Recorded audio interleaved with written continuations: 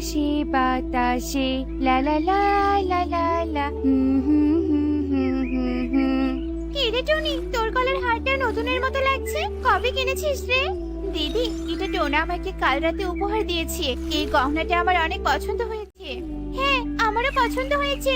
আমিও তোতাকে বলবো এমন একটা গহনা আমাকে কিনে দিতে।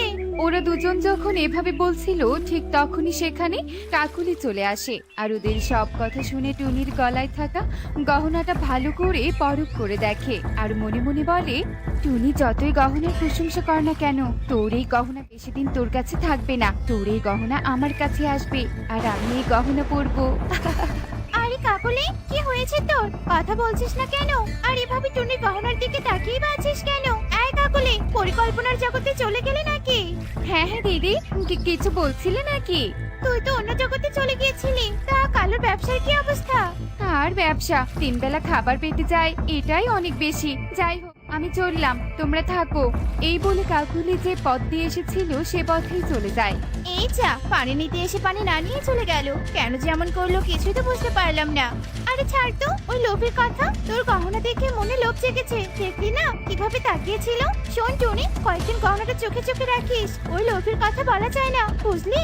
ঠিক বলেছো দিদি, চলো চলো বাড়িতে যাই, দেরি হয়ে যাচ্ছে আবার।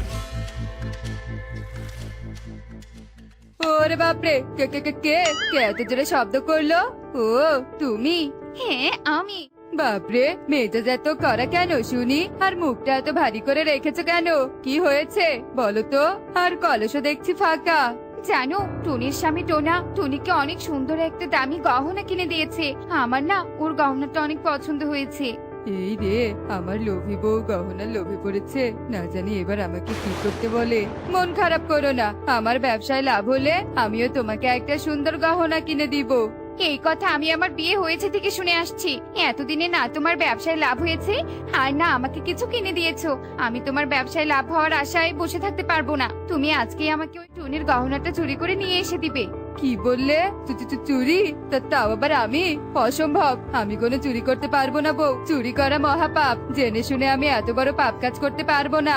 চুরি যখন করবে না, তাহলে আজই আমাকে গহনা কিনে দাও। বউ, এমন করো না, আমাকে কয়েকদিন সময় দাও, আমি কিনে দিব।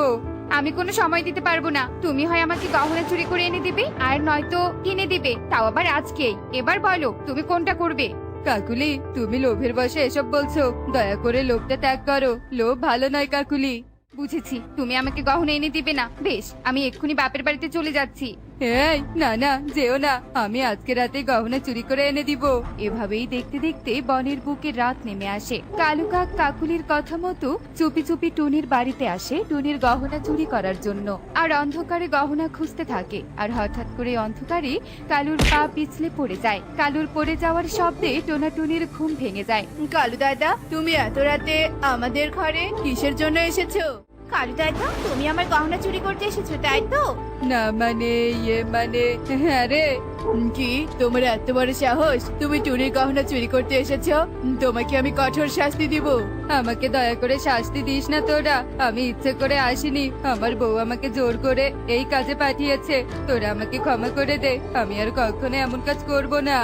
বেশ দাদা, ক্ষমা করে দিলাম। তবে তোমার লোভী বউকে বুঝিয়ে বলবে অন্যের জিনিসে লোভ না দিতে। কালু, এনেছো? কই দেখি দেখি, দাও দাও।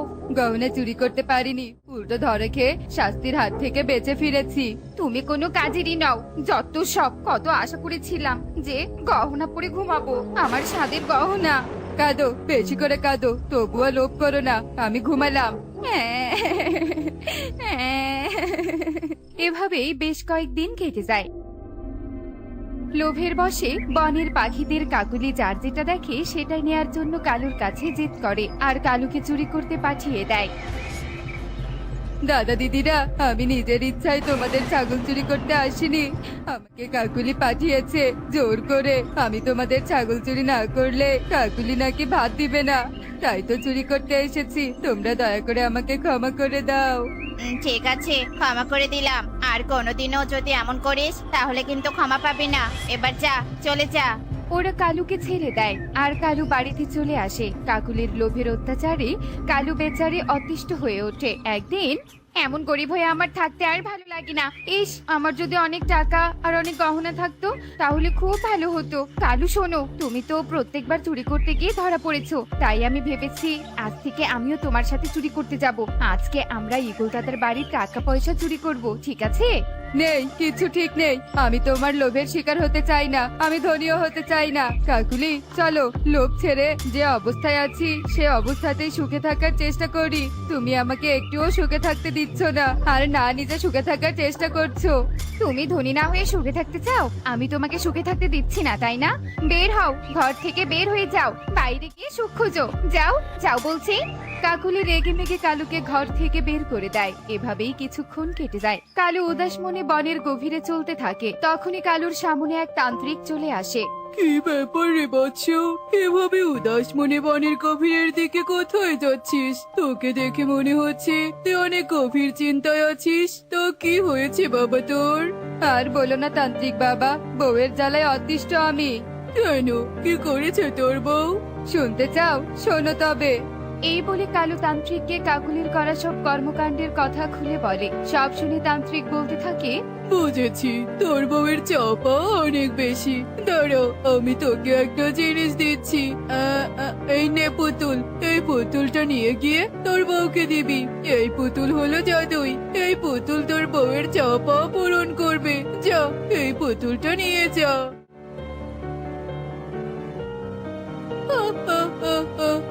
যা বৎস যা, আবার দেখা হবে। এদিকে কালু পুতুল নিয়ে বাড়িতে চলে আসে আর কাকুলিকে পুতুলটা দিয়ে সব খুলে বলে। কালু, সত্যি বলছো এই পুতুলটা আমার মনের ইচ্ছে পূরণ করবে? দাও দাও, এই পুতুলটা আমায় দাও।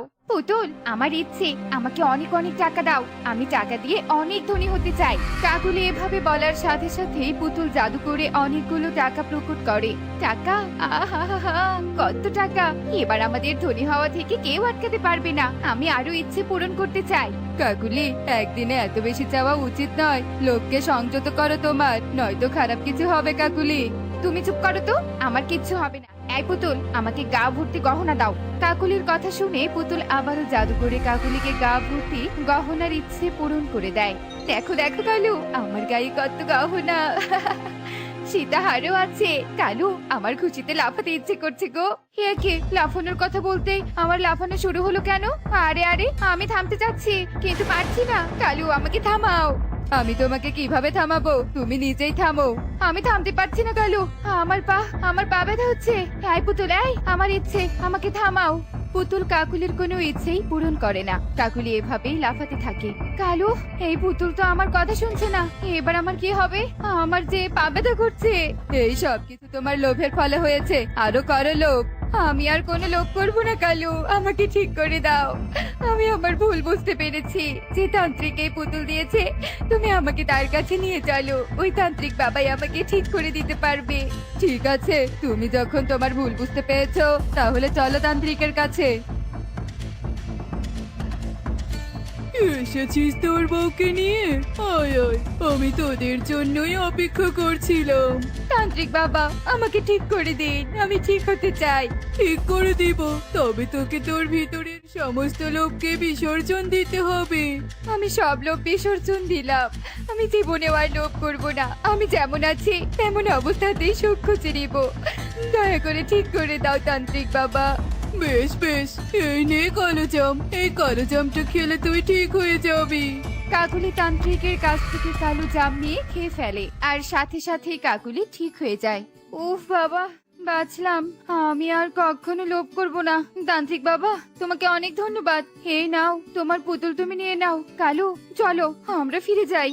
এই বলে কালু কাকুলি তান্ত্রিকের কাছে বিদায় নিয়ে বাড়িতে চলে আসে আর বেশ ভালোভাবেই দিন কাটাতে থাকে।